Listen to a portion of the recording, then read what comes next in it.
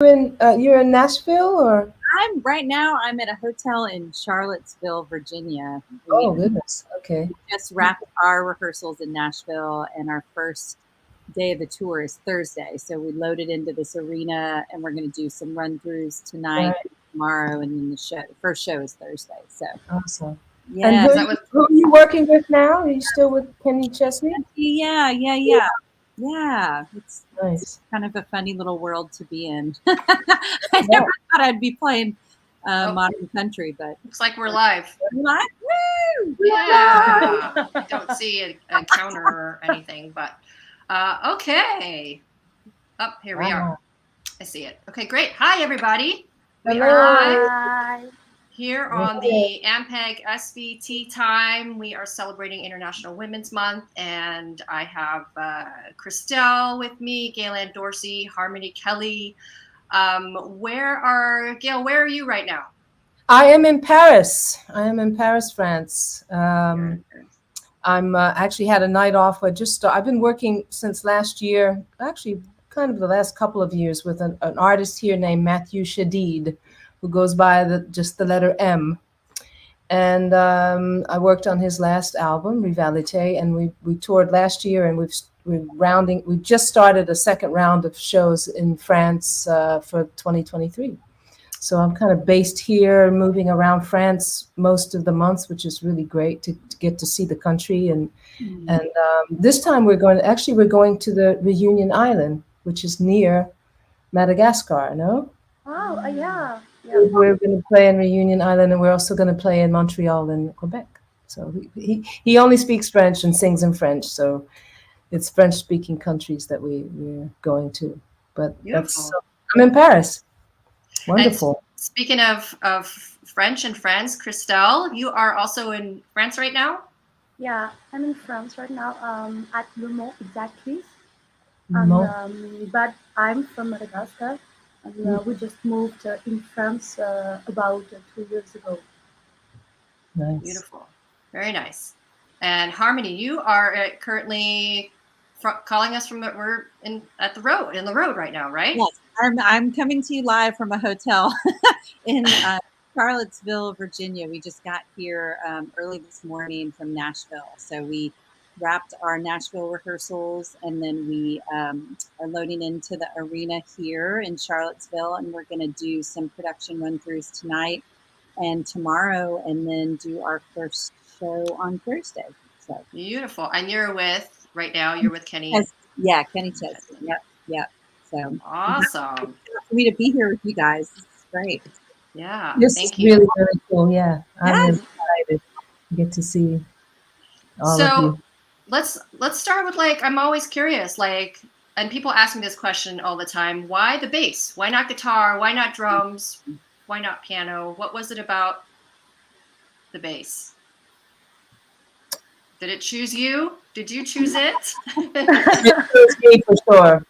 It chose me for sure. I'm still guitar is still my favorite instrument in the world, the 6-string guitar, acoustic, electric.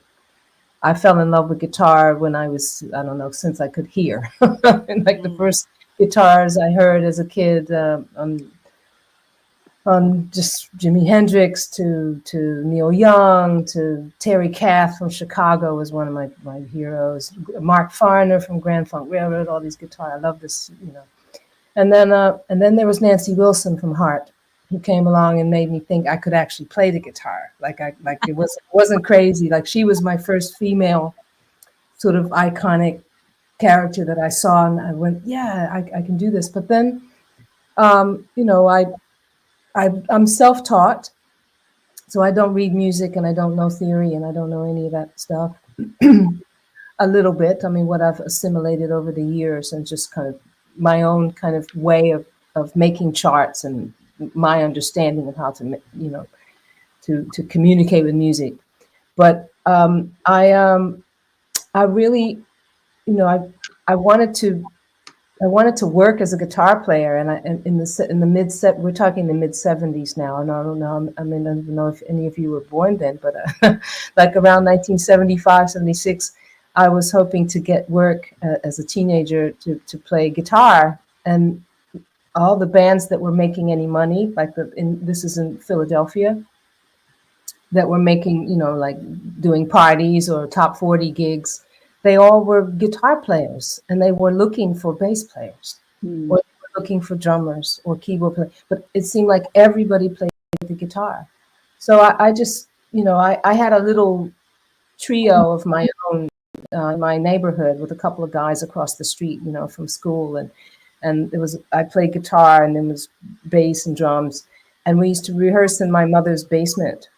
So they would leave their gear in my mom's house, and in the summer I'd go downstairs and lay there, and I'd play around on the bass and play a little bit on the drums. And so I thought, you know, bass is a lot easier than the guitar. It's only one note at a time, and so I'm gonna go for one of these bass gigs. Why not? You know, and I got the gig. I went for an audition on the bass, and I got the gig. So the bass kind of chose me. It was just temporary. But then as I started to play more, I was like, wow, this instrument is really more than I thought it was. I think a lot of people interpret the bass as something, you know, well, maybe not so much anymore, but I remember people would always say, oh, the bass is like, it's in the background. It's like no one knows, you can't really hear it. It's like it's low. It's like, it's not, you know, the bass player was never particularly cool. You know, it wasn't out front. But what I learned with time is that the bass actually is in any ensemble, whether it's bass on the like left hand of the keyboard or whatever, is the most important. Is driving the whole song, the whole piece of music, the whole composition is really it's like it's got the steering wheel. And the hardest way, not the hardest, but the kind of most shocking way of learning that was when you make a mistake on the bass. You go the wrong way and the whole thing kind of falls apart.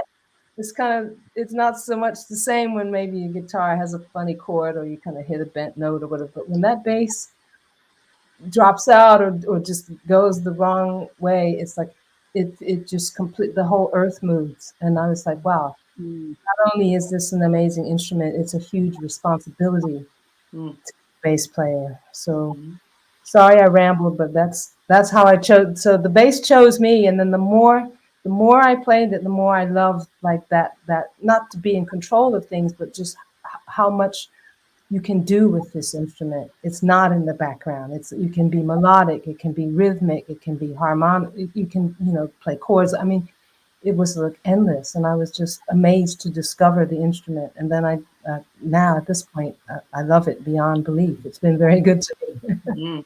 So when you said your ear started out with guitar and with guitar players and the Jimi Hendrixes and the Nancy Wilsons. So when you shifted to bass and your consciousness shifted, were there any players that stuck out to you as bass players? Joe Osborne. Anyone familiar with Joe Osborne? Joe Osborne was, and I knew his playing, but I didn't really learn his name until later. He's the bass player on like the Carpenters, the Partridge Family, America, Barbra Streisand. I mean, the list is endless. He's was a very, very famous session player. And what I liked about his playing was he was very melodic. Another one similar to him, who most people would know now, is Leland Sklar. Lee Sklar, same kind of thing. This beautiful, you know, the bass part on, say, the beginning of Mahogany, the theme to Mahogany, the Diana Ross song. You know, it's like this beautiful like that's the kind of bass playing that I really, really love. I did like as well. Of course, I loved, you know, Larry Graham.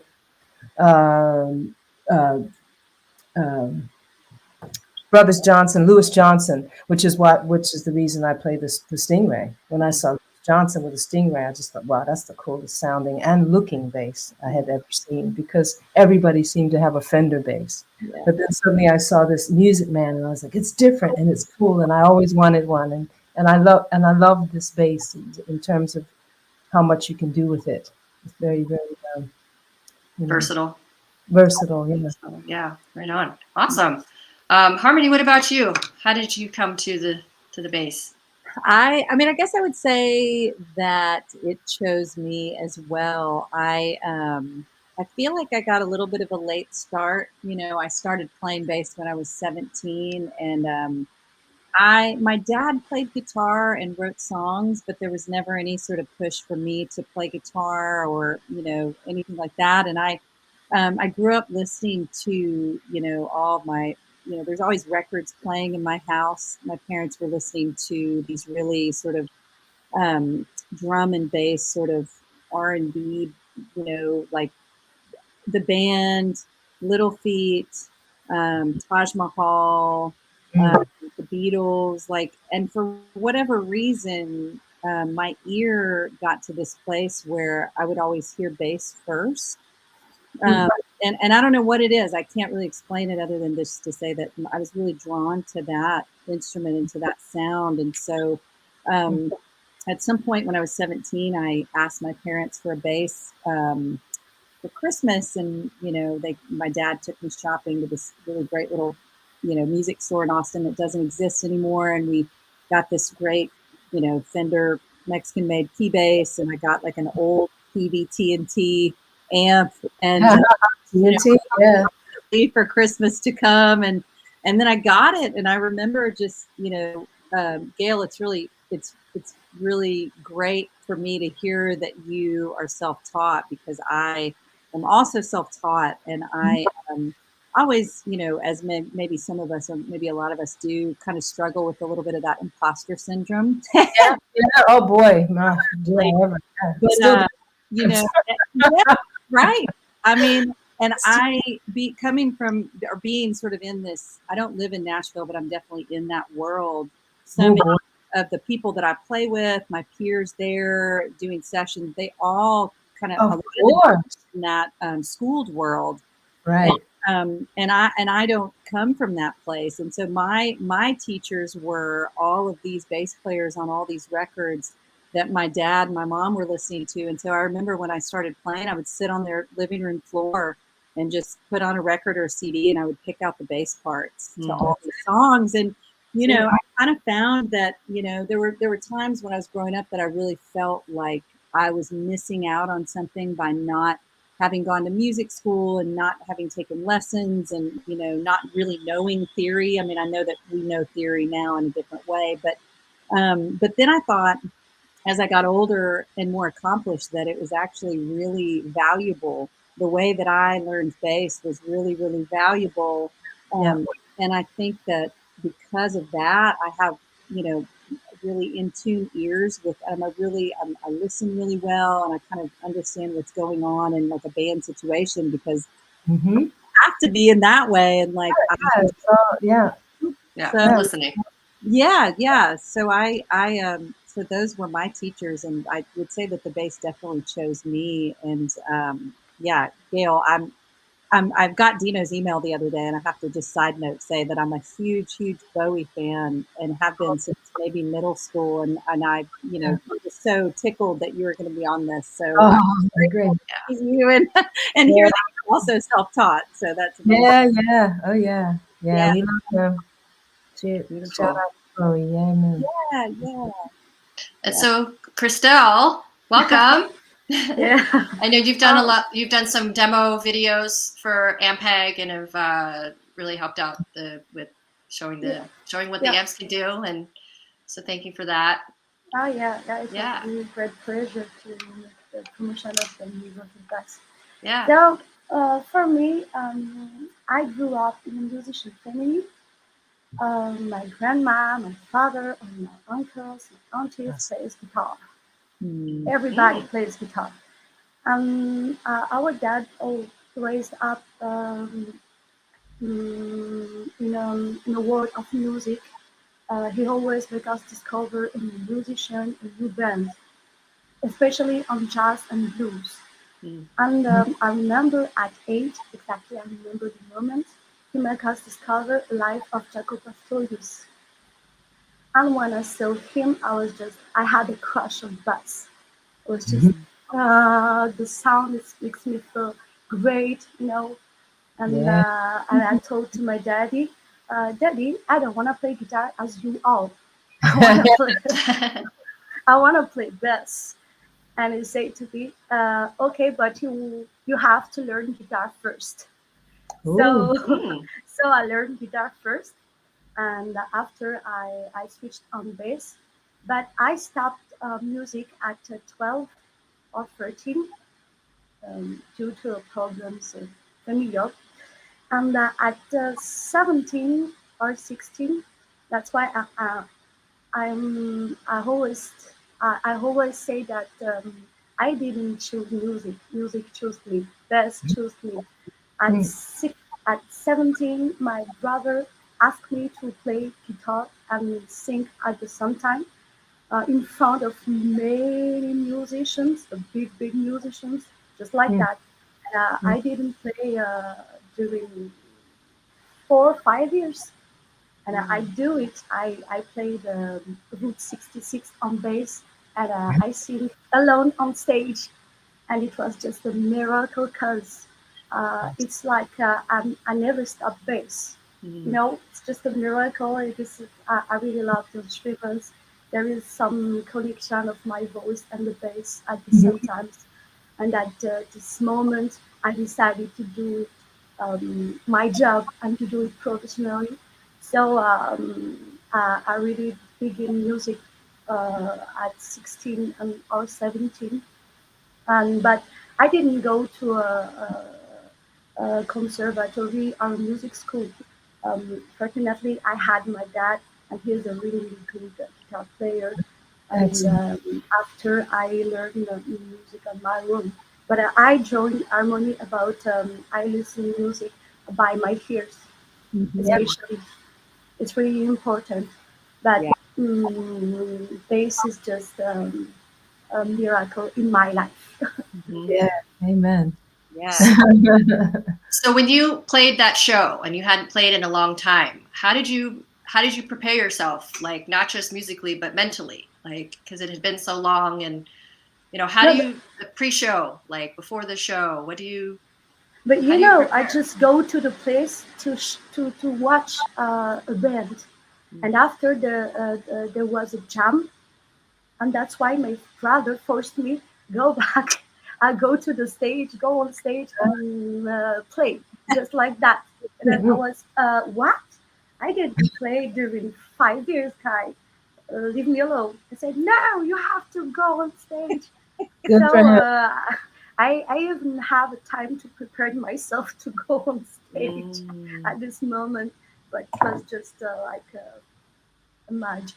Sometimes that's better that you don't have too much time to think about it. You just go in and let the music take care of itself. Yeah. We can often overthink whether we're ready or not, or if we're good enough or not, or and sometimes it's we're our own worst critic. But spontaneity is very important. Yeah. And willingness to play. We love to play. We're here because we love to play, and so that's what you do. Take your fears and everything with you, and you jump in, and it always seems to work out. Music is a great medicine, a great healer, a great mediator. It's a great everything. Yeah. I think. Do any of you have any pre-show rituals or anything that you do to ground yourself? Or because sometimes you can get pre-show jitters or get nervous, you overthink and you're like, oh, I'm not ready. How do you get to that point where you just make yourself ready? You just throw in breathing, just deep breathing at this point. Deep breathing, few little hand exercises and things, just stretching. More for not so much my body, but maybe these days my body, because holding that stingray on my shoulder for 2.5 hours every night starts to take its toll. But so just some hand warm-ups and deep breathing. Like I like to have some quiet time before. I'm not like, I don't really want to kind of hang out and go, woo, we often do a before stage kind of get together and kind of just connect with the other musicians. But before that happens, I like to just have as much quiet, like even if it's just 10 minutes of just breathing. And because I do still get nervous. I get nervous every night. It never fails. I never know what's going to happen, but I sort of take that deep breath and walk out there. And then like 5 minutes in, it's just like, okay, all right, I'm okay. Those early jitters. Sure. Yeah, deep breathing is always a good idea. Yeah, breathing is our friend. We want to keep doing that. What about you, Harmony? Do you have any pre-show rituals? Yeah, I'm thinking about definitely breathing and definitely some stretching out of the hands. But we, on this tour, we, for whatever reason, over the last years, or maybe more actually, pre-pandemic, we always play. We have the big Austrian curtain that's down, kind of hiding the stage, and we play September, over out through the loudspeakers by Earth, Wind, and Fire. It's kind of our, everybody on stage, including the crew and the backline guys, kind of dances, and it's just this moment to sort of be free and be silly, and I don't know, unless it's like a live TV or live radio or something like that. For whatever reason, I don't find myself getting nervous, which is really, really strange, because I'm, in my real life, I feel like I'm a little bit of an introvert, and so, but it's almost like acting in a way, like I can, you step into these shoes and get to kind of become this character, and and you kind of transform into this person on stage. And so I get to become this, really extroverted big person with the bass on. And I think if I wasn't holding the bass, I would be a little bit more nervous. That they'd be like, that's my, security blanket. Yeah. Absolutely. For sure. Yeah. Absolutely. Yeah, that's funny you say that, because at the end of the day, it's like that, we are entertainers, right? We are up there kind of putting on a show and doing a thing, and it's like you put on a costume, right? And it's I love that idea of a alternate personality, right? Alter ego or something like that. Ego, yeah, exactly. Yeah, that's really fun. I love that. So I have a quick question. Yes. How do I answer anybody on the chat? The people are sending some comments. Not that I don't want to split my attention too much, but just a couple of, I don't remember how to do that. There should be at the bottom, it says post a comment. If you scroll all the way down, I don't in that comment section. Yeah, I don't have it. It just comments and it just ends. Maybe there's some way that I don't know, that I've blocked myself from answering, but anyway, I'll just say to the people who are writing me comments, I do see them, and maybe I can throw in some answers to some of your questions later on. But I see you writing. If you want to, we can answer some questions now if you want. If you're seeing them and you want to address some of these questions, absolutely, that's what we're here for.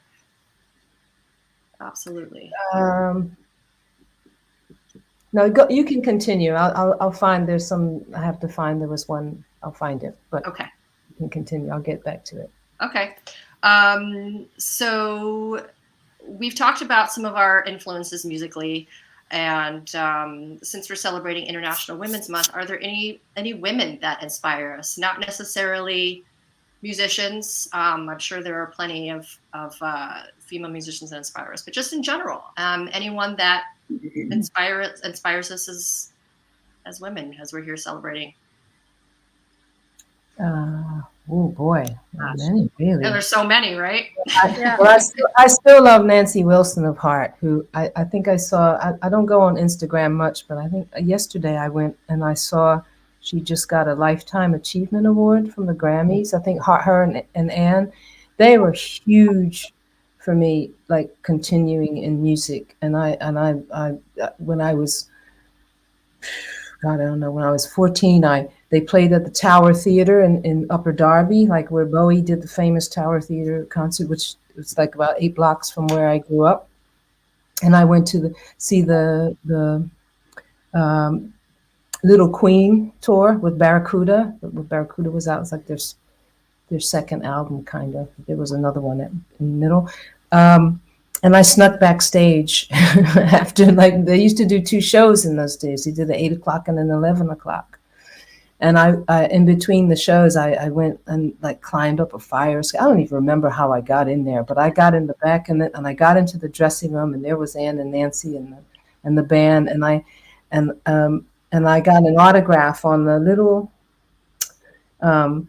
Mead memo pad, those little memo pads that you tear the page out, very small.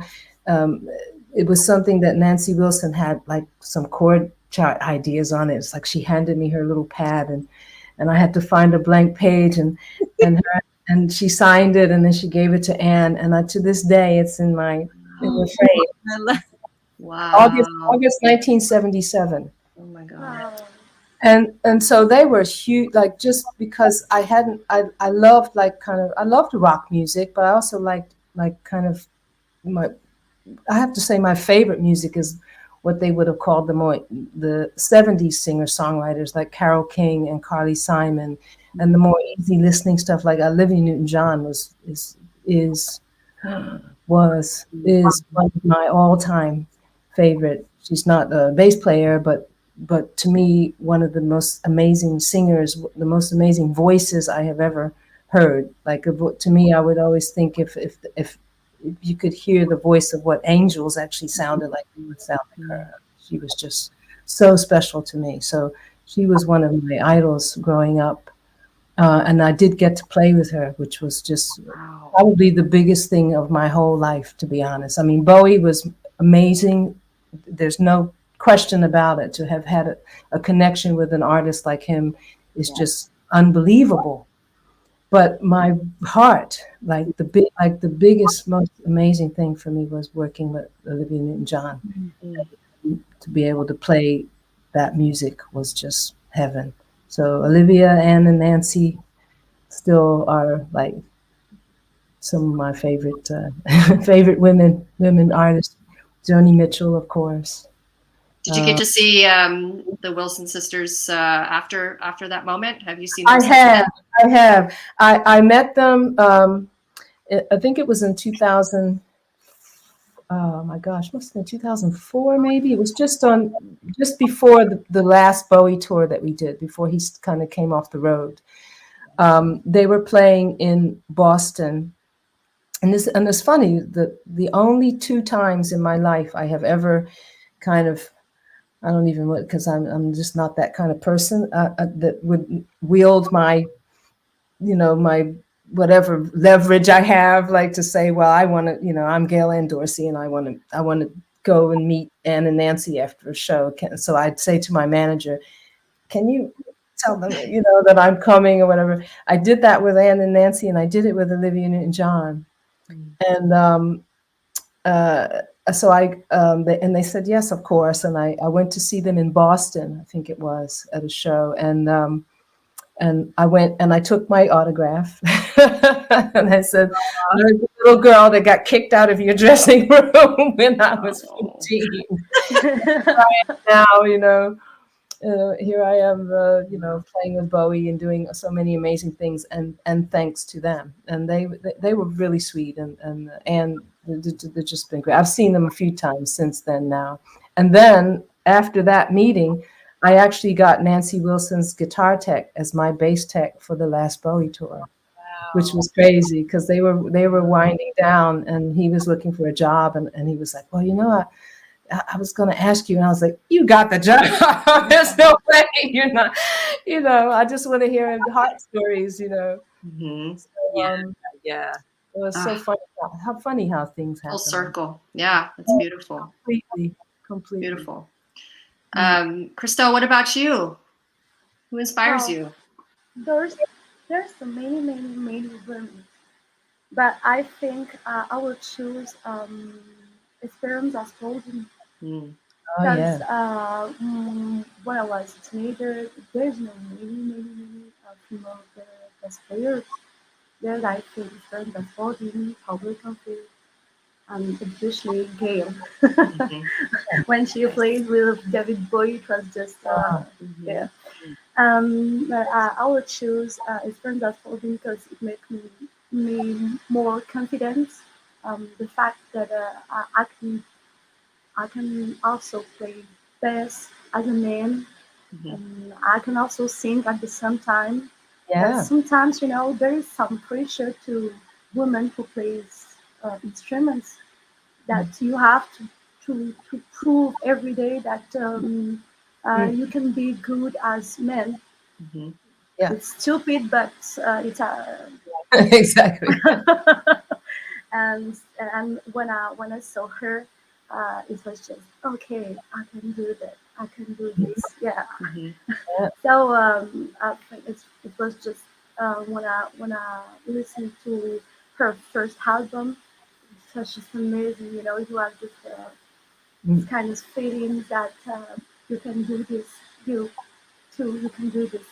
So yeah, and what also told Wilkin Phil, my daddy makes us discover a live of Jeff Beck at Crossroads Guitar. And Yes. I saw this little girl with the Yeah. same hair as me. I was so happy and said, okay, I want to be like her. Yeah. That's beautiful. Awesome. Love that. Yeah, so I think it's really good to have this kind of live stream, to make more place to women musicians, to make inspire next generation and other persons. I think what we really need is. Yeah, we're here. I mean, yeah. Hi. More and more. I can't even keep track of how many more women I see now, especially with where you can see Facebook and Instagram, and you see, it's so awesome because, of course, when I started, there aren't that many.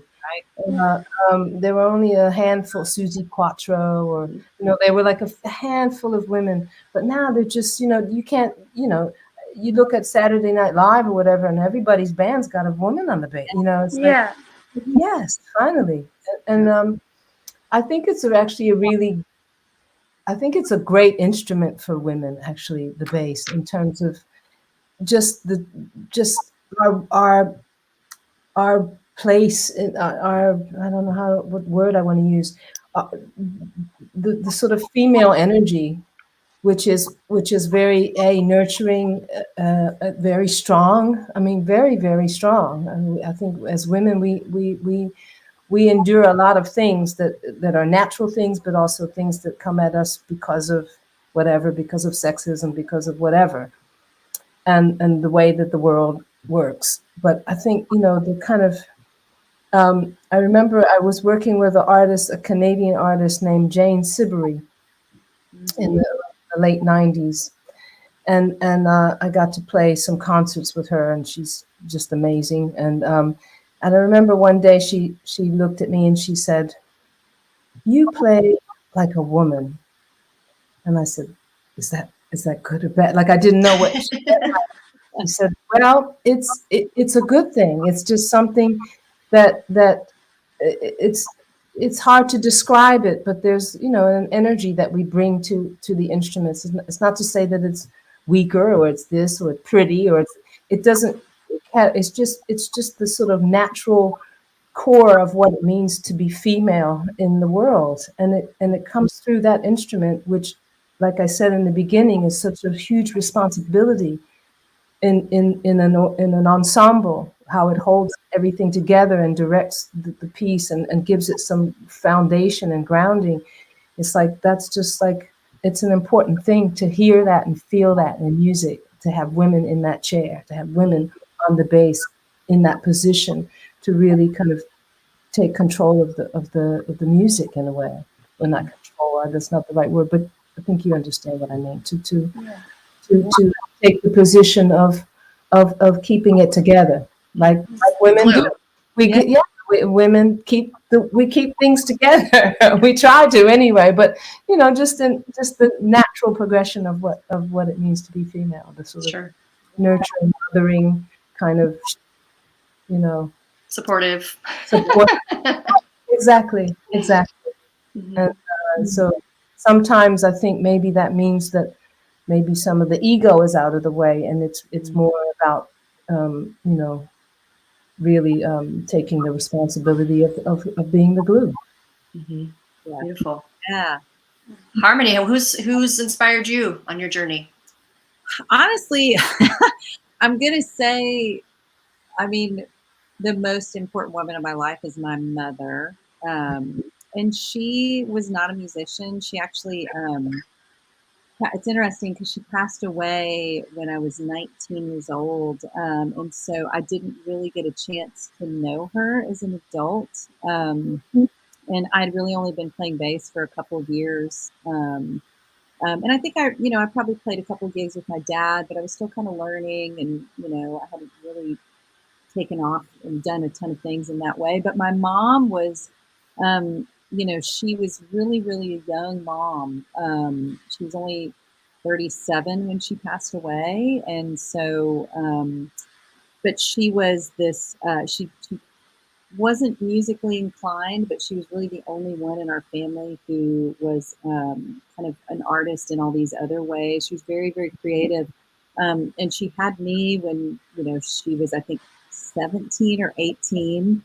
And then she had my brother like 7 years later, and then another brother. And so like 10 years after that, maybe. And so I have 2 brothers, but we're all very, very far apart in age. Yeah. So my mom was kind of always a mom, and she was really great at that role. I just felt like she was she made all the Halloween costumes, and she made the lunches, and she, anytime I had a play at school, she made the costumes, and she was very involved in all that. But she was a seamstress, and she learned this skill from my grandmother. She'd make children's clothes, and she did this thing called English smocking, which I kind of learned a little bit through her. I can't really sew at all. Go to these little craft fairs with her when I was a little kid, and she would set up these booths and sell these children's clothes. And she was a visual artist, she was a painter, and she worked with charcoal. And so the very first tattoo that I ever got when I was 40 years old, it is her art that I have a framed piece of on my wall, and then I ended up getting another piece of her art over here on my right arm. But she's just really inspiring to me in that way, that she only made it to 37 years old, and she has all these legacies that I remember of her creativity. And even though it wasn't music at all, she was so inspiring to me in that way. And still being a mom, I don't have children. That never was my reality, but to know that she had 3 kids, and that was her job, but then also she was able to still have all these creative endeavors on the side of that are just amazing to me. So she was the most inspiring person to me, for sure. That's wonderful. Yeah, Very wonderful. Beautiful. It's like it wasn't for as long as some people have their mothers, but at least she made such an impact in a short time. Yeah. I say it's not the quantity of your years, but the quality of your years, really. Yes. What matters in life. Yeah. Yes. So is there anything that you, if you were to give some advice to your younger self when you were first starting out, what do you wish you would have had? What would you have said to yourself? Advice to your younger self, starting out as a musician, or oh boy, that's always a hard what did you need to hear? Never give up. Never give up, and never let anyone say to you that you're not worth it. Be happy. Be happy. Keep smiling. Yeah, true. Oh boy. I think for me is would be to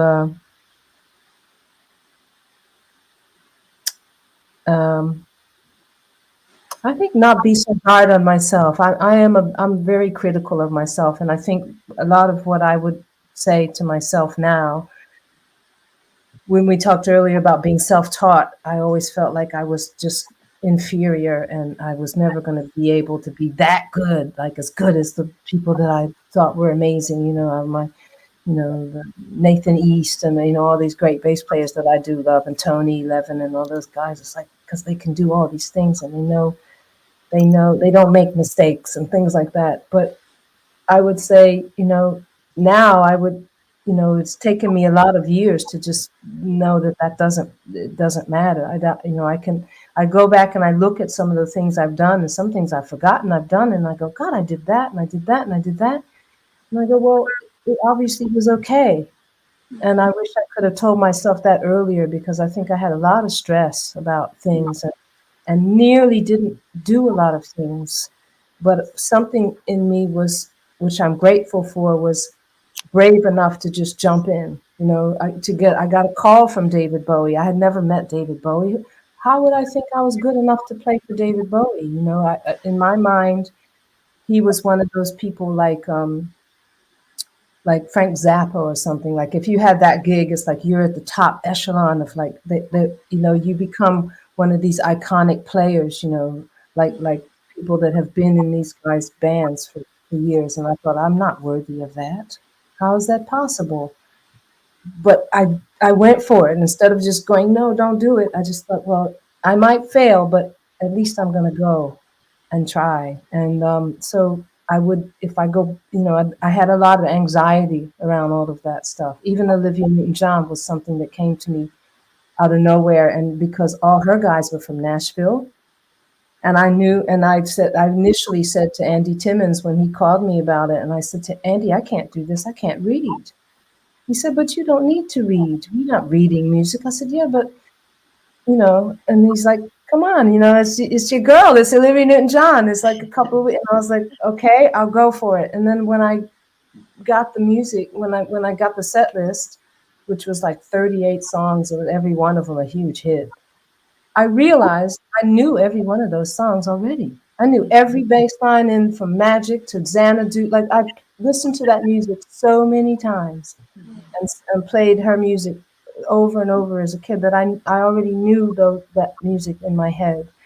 And instead of, you know, being too afraid and just saying, no, Andy, I'm not coming, I went for it. So I would tell my younger self, you know, I would have saved myself a lot of like stomach ache and depression and tears and worry about whether I was going to fail or not. That's what I would tell myself. And if I could go back. Yeah. What about you, Harmoni? Yeah, I'm thinking about that, and that kind of resonates with me as well. I mean, I still even now, like I'm thinking about that, like, oh, if I could go back and tell my younger self, if I could tell myself sitting here, there are still things that I would, you know, I'm wanting to go, yeah, just turn off the negative talk, whether it's, or the critical talk, whether it's from myself or from outside sources, because, you know, and there's a lot of that within myself, and it's that whole, like, I'm self-taught, am I good enough, do I belong here, you know, stuff. It's really hard when you know, because it is tough when you're sort of in this world where you think, you know, and people are telling you like, oh, everybody's going to music school and everybody knows theory and everybody can read, and everyone's like, oh, okay, well, maybe I don't belong here, you know, but and then I think it's people have a lot of statements that they make, and I think it comes from it's their own stuff, really.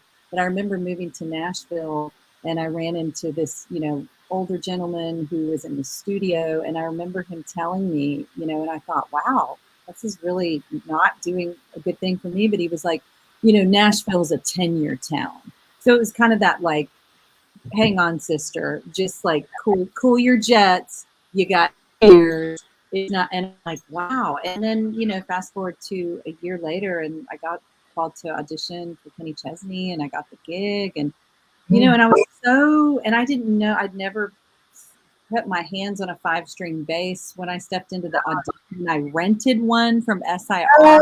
Yeah. They're going to know, you know, and I'd never worn in-ears before, and everybody in Nashville was wearing in-ears. And so I showed up, and I had to wear these little squishy generic in-ears, and I had to sing, and I was playing this bass that was very unfamiliar. And I thought, I'm never going to get this gig. And then not the gig. Good for you. Yeah, those are challenges for sure. Oh my goodness. Challenge.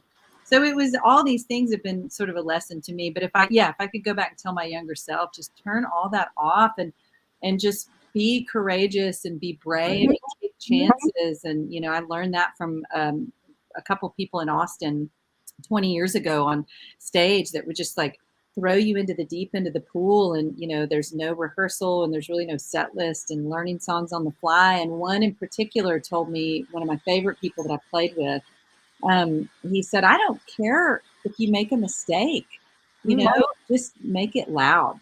Basically, Do it a couple of times so that they think you mean it. oh, that was intentional. Yeah. So this bravery is paramount, I think. So saying yes to the challenges. yes. Also. Yeah. So why don't we take some questions now? Someone asked me that they think my bass playing has changed much since I started playing with Matthew, the artist I'm working with M.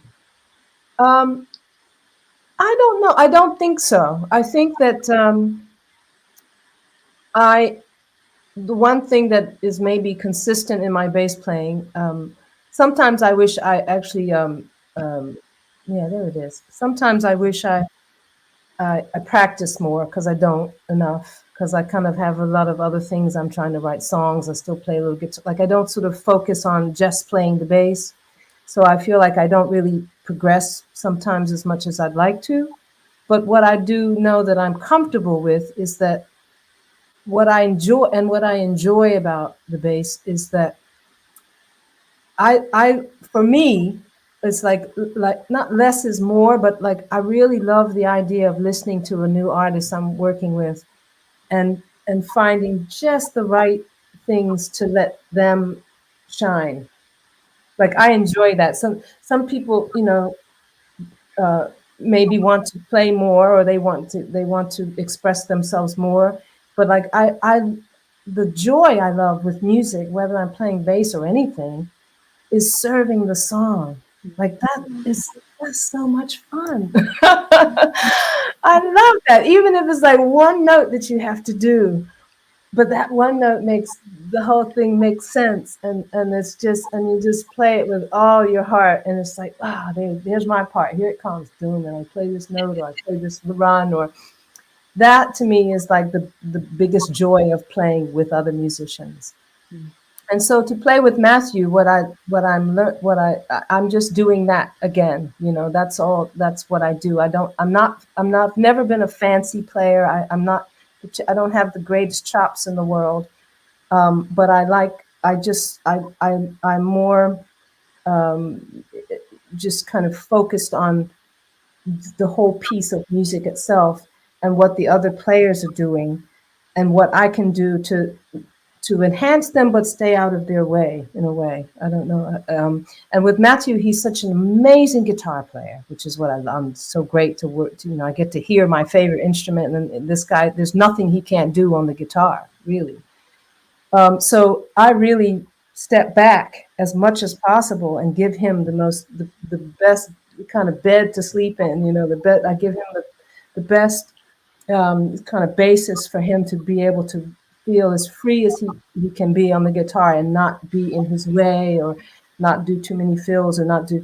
And I don't know that my bass playing has changed, but I still keep that same approach with Matthew, just to let him and the other musicians shine, you know, the musicians up on the top, the keyboards and the guitars, the voices, especially the voice.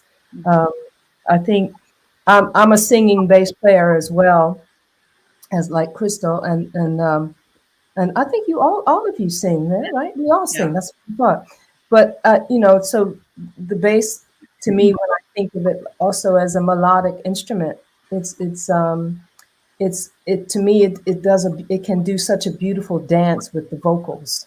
When you work with a singer, it's like that's another like kind of a way of thinking with the music that I enjoy. Another kind of puzzle to kind of put together. It's like, well, what bass lines can I play that are going to just work so beautifully with what the vocal is doing and never step on it, but like also be melodic, be just almost as upfront as the vocal can be. This is what I love about players like Levin Sklar and Tony Levin and Nathan as well. Nathan East, I'm speaking of, but is that they have that ability to kind of be, very melodic in their playing and really, stretch out on the instrument. And it's not just, keeping the rhythm or playing the root note, Mm-hmm. And we have a question that goes along with this. And how can you master playing bass and singing at the same time? What are some ideas there for? Anybody else want to go on that one? I always think of them as two separate kind of entities, and so whenever I'm doing that, especially if it's counter, so the vocals are very different than what my hands are doing, I always sort of treat them separately and sort of go in learning whatever the vocal harmony part is first, so that I can sort of train that muscle, and then learn the bass part, and then at some point just kind of meld the two together. And that seems to work for me if I kind of think of them in two separate, as two separate entities. But I don't know if that works for you. But yeah. Well, they are two separate entities. They can really be separate entities, like you said. Counter when you got to do something, a run or something, and you got another thing on the voice. The only technique I've had for this is the melding together part. Is that when I have a complicated thing to sing, and have to play the bass at the same time, I would take the music, and I would take the two parts, the vocal part and the bass part, and I get a metronome, and I would slow down the part, like whatever it was, I would almost make it half the time beat. So, and then slowly try and see how they fit together. Slowly, and then keep bringing it up to speed and bringing it up to speed. And for some unknown reason, it's like divine intervention in my mind. Once I get it up to speed and it's locked, I could go back to it a year later and I would still remember how it goes. And I don't know why. It's amazing. I'm happy about that. But once I figure it out, I go, oh, that's it. And then then it's locked in. But it's, for me, if it's really hard, it's a slow process. And over the years, the more I do it, the easier it gets to kind of get to that point of marrying the things together. But that would be my one technique I would advise you could try, is just taking it slow. And because you have to see where the things lie, where they kind of connect. And then, then you can kind of maybe start to understand that sort of patting the head and rubbing it. It's hard on the bass. I mean, I started on guitar, so if things are simple and you're just playing kind of root notes and stuff, it was always easy to play bass and sing, when you're just playing some simple thing. But when you've got some crazy riff that you're playing, and then you've got to sing something on top, there was a lot of stuff like that when I was working with Lenny Kravitz, was a lot of those funky riffs, and then you got this sort of stacks of vocals on top, and it's like, oh my God, how do I do it? Take it slow. I think that's great advice across the board for a lot of things. Yeah. Take it slow.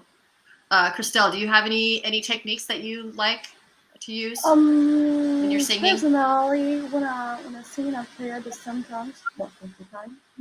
I just learn the bass line first. I just try to appropriate the bass, the rhythm, the notes, the way that I have to play the song. And when I am happy with how I play the song, I learn how to sing it after. But even when I was young, I never choose to sing at the same time to play the bass. But I really like to. I really like both. So it's come to me a little bit naturally. But after, especially on the big gig, when I have to play some, our band is a trio. The guitar player is my brother, and the drummer is my husband. Awesome. So we are a trio, and when, for example, my brother has to do some solo or something like that, I Mhm. have to take Hold the it place as a guitarist and the bassist at the same time. down. So I have to really have a good bass bass before thinking about how to sing it. And Mm. something that I do sometimes, I think about where I play the notes and where I sing the melody. Searching. It's like you have to count up the back. Oh, and I have to go this note Right. upwards. Yeah, Yeah, yeah. right. You know, Yeah, it's yeah, it's a yeah. simple tips, but it's a good thing to do. But most of the time, I learn first bass line before singing. Yeah. Yeah. Yeah, I would start with the bass line too.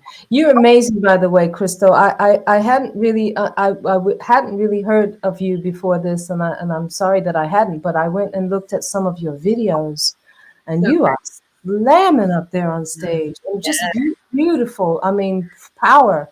Really, Thank really you. awesome. So great. Oh, Very, thank you. I was happy. very I excited. knew you when I was really young. So if you tell me that, I was just, Oh, well, thank you no, so much. really great. I didn't realize that that was, the other players in your band were related, husband and brother, but yeah, no, wow. It's like, wow, I want to see one of your shows. So Yeah. for sure, for sure. Are you guys doing any touring? Kristel? Kristel, is your band touring? No, not yet. We are in the process creation now. I think we will go to studio to make a recording, a new Oh, cool. album Mhm. after a few months. So we are just in the creation process now. Mm. But at the same time, we go to studio last year, and finally we do the mix now. Mm. So I hope we will release some of them after some 2 months, and at the same time go back to studios for the album. And so when you write songs, do you write on bass? Do you come up with vocals first, vocal melody? What's your writing process? I don't put some big ritual. Sometimes I just have a melody on my head and I take my phone. Sometimes I write on guitar, sometimes on bass, sometimes just on Logic with the piano on the on the trackpad. But it depends on my inspiration. Mm. I feel when I try to play other instruments. I just Just play. I just just answered that. I think you were yeah, talking about playing a yeah, little bit of Yeah, yeah. everything. I Yeah. play guitar, and sometimes I ask my husband to teach me to play drums. But just on my favorite song, I play drums just on my favorite song, Mm. um, and um, and that's all. Great. Mm. Mm. Gail, what's your process? Where do you start? Lately, I've been starting on the keyboard, even though I don't really play the keyboards. But with the advent of the computer, it just helps me to just be able to put chords together.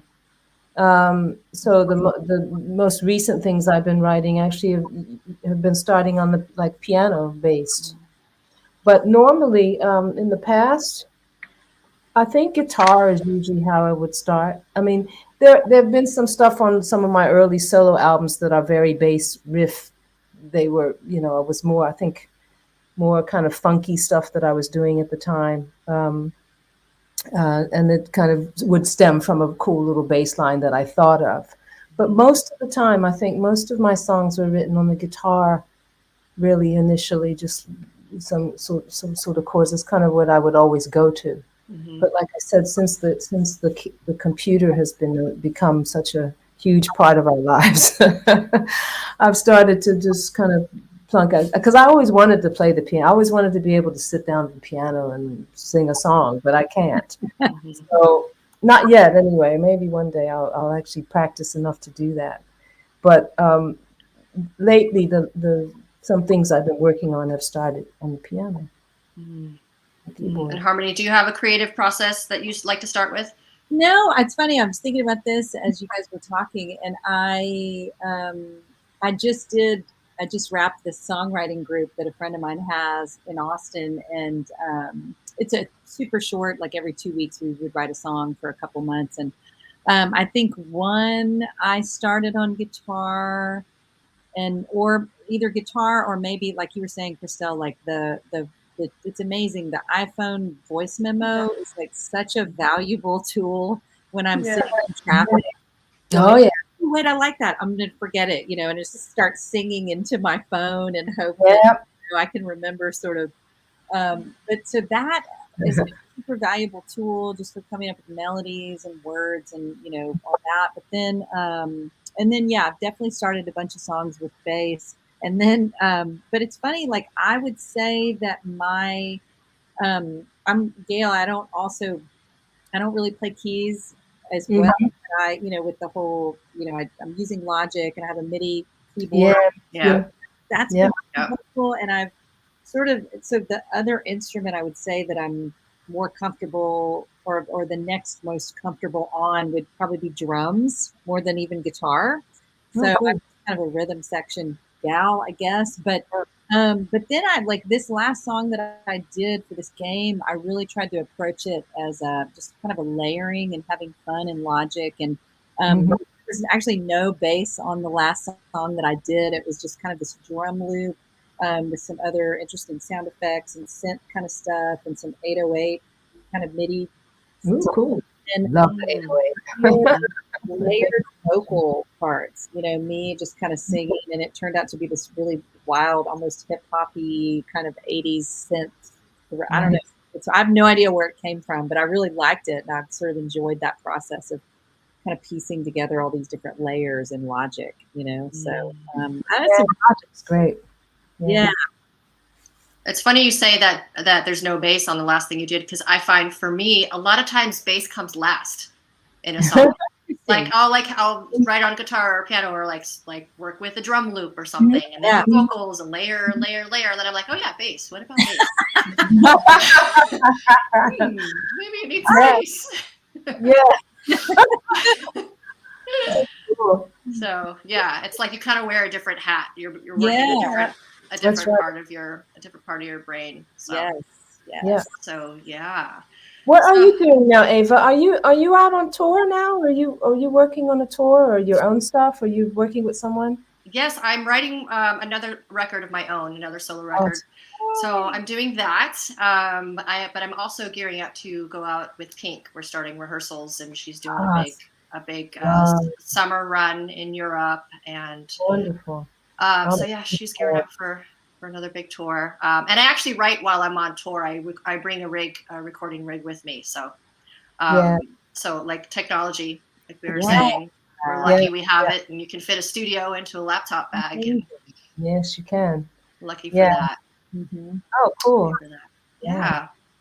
Oh, I hope I get to check. I would love to see the Pink tour. I've never seen her live, and she's a Philly girl like me, right? That's exactly right. We're coming to Paris, so if you're there, I'm gonna see if the dates work out. Yeah, I would love to see that. Yeah, absolutely. It's incredible. I think I was in San Diego whenever that was, like 4 or 5 years ago, and it was. I mean, you guys, incredible. She's incredible. The band's incredible. Everything about it. It's I highly recommend it. Oh yeah, I'm gonna do my best. If I don't catch it there, I don't know, catch it somewhere. Somewhere, yeah, absolutely. Well, thank you all so much for being here today. What a special, what a pleasure, special thing. Good old Ampeg keeping us running. Yes, Ampeg, yep. Keeping us here. Yeah, I mean, well, for me, greatest bass amp. I've tried many different. Well, I've had, sometimes I don't have the choice, and I've tried other bass amps, and it's just nothing really compares. Really, it's just a sort of. It's the. That's our support, right? That's our foundation. It really is. It really is, and of course, and an amp is really important, especially for bass, because it's it's powerful. Yeah. moving a lot of air, and you know, you really want, and tone is so important, and all of us have different tones. It's in our fingers, it's in our, like, it's in our heart, like how our sound like manifests. But when you know, and the amplifier is super important on the bass to be able to articulate what you want to have. And I think the Ampeg has always been just sort of the mothership of bass amps for forever, for as long as I can remember. And I'm just so grateful to have worked with them for so long, and they've just been great. And I'm rocking the new the 610 cabinet. Oh, I love the 610. Cool. So cool, you know, just that one less than the coffin, as we used to call it, the 8x10.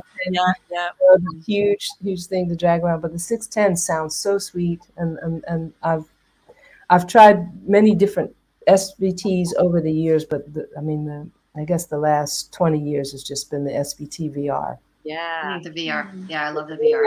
It's the basic. Can't beat that. What are you other ladies using? That's the same. Yeah, SVT VR. The VR. The 810. With the fridge. The full fridge. The fridge. Yeah. The same. The same. Too. Exactly the same. It's unanimous, folks. Yes. Yeah. SVT tone. Yeah, you can't go wrong. It's like, it's the way a bass is supposed to sound to me in my heart, my ears. That's right. Exactly. It feels like home. Yeah. It feels like home.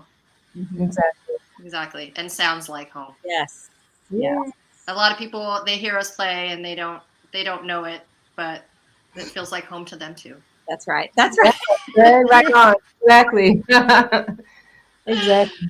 Yeah. I'm really thrilled to have been here with you women. You are all incredible and very inspiring to me, and so Yes. thank you so much. It's been great to hear everybody's stories, and and just feel connected, because we're certainly connected through music, and that's a beautiful thing. Very empowering. Absolutely. Beautiful. Thank you all for what you do. Yes. Appreciate you. Likewise. Thanks everybody for joining us out there. Yeah, sorry. Questions. If we didn't get around to so many questions, but I hope that everybody had a good time. Yeah. Cool.